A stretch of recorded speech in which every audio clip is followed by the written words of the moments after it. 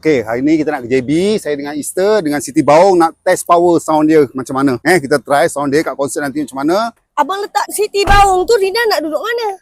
Duduk lama dah penuh Ni tak ada Penuh kisi. lah. Belakang, depan. Aduh. Ini duduk bonet lah. Alah, abang ni. Kalau dengan Siti Baung lah. Ini. Tak belakang. Ini t-shirt ni bro. Okey, hari ni saya nak ke JB. Jadi saya buat t-shirt kita orang lah ya. T-shirt Perjalanan Rockers dengan t-shirt ni Melissa lah. Ni. T-shirt Melissa. T-shirt Perjalanan Rockers. Okey. Jadi kita boleh tengok ni. Ini Perjalanan Rockers, t-shirt Melissa.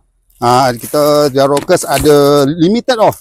Perjalanan Rockers kita bawa adalah 15 slide, t-shirt Melissa pun 15 slide. Lepas tu ada special yang istimewa, ada ni. T-shirt kain marok. Oh ini. Ni adalah ini edisi lama. Ni tak banyak. Yang ni tak banyak. Ni kain marok. Ni tak banyak. Besok hari Sabtu kita dah ada kat JB dah. Kau DM je. Kau DM kita orang. Bagi tahu kat mana, nanti kita bagi tahu lokasi kita orang. Boleh ambil t-shirt ni. Kita jual untuk konsert lah ni. Mana kat sini 10 kali ada dalam 30 lay lah. Untuk konsert, t-shirt untuk konsert Gegar Bumi Selatan ni saya rasa tak tahu dia orang buat tak buat kan. Rasa buat kot. Tak tahulah sebab konsert ni bukan anjuran kita orang. Jadi untuk merchandise memang bukan di bawah kita orang. Untuk konsert ni kita hanya dijemput kan. Jadi kita tak kena-mengena dalam kerja-kerja syarikat kami.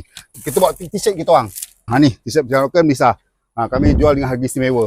Boleh jumpa kat sana nanti. Besok kita dah ada di JB dah. Abang, Siti Baung tu tak boleh ke letak kat bonet? Tak muat lah Easter. Sakit mata lah tengok dia muat. duduk kat depan tu. Easter duduk depan. Habis abang? Duduk dengan Siti Baung. Amboi awak bukan main lah ya.